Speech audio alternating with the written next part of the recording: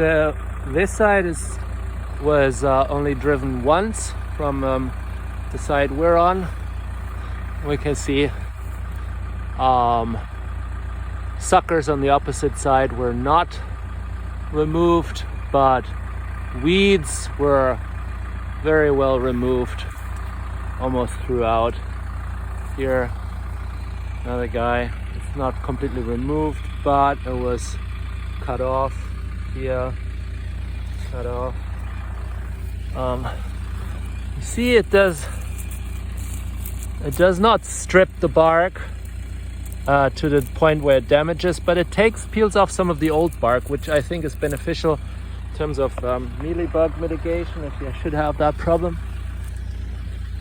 So from the other side, it still looks, a little rough. But yeah, this side is super nicely cleaned out. And then if we look at this row, this one I just drove from both sides, and I mean, this is pristine. Here, if the clusters hang a little too low, then it definitely can get to them. But well, that guy also hung a little bit too low. Nicely broke off suckers. I mean, it leaves little stumps at this time of year because they're already pretty woody. But ideally you drive this machine obviously earlier in the year.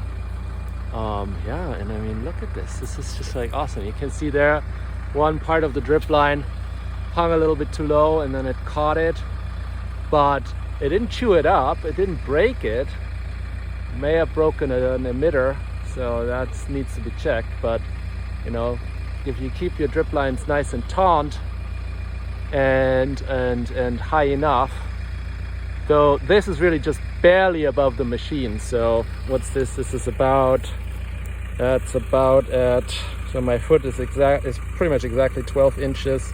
So I'd say we're looking at 18 to 20 inches here. 18, I think. Wait, I do have a tape measure actually. So let's see.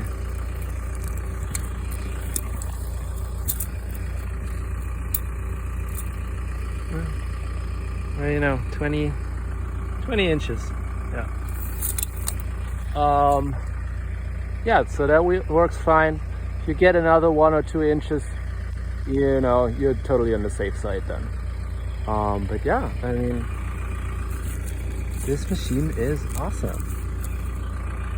And then as a reference, for this side, not driven at all.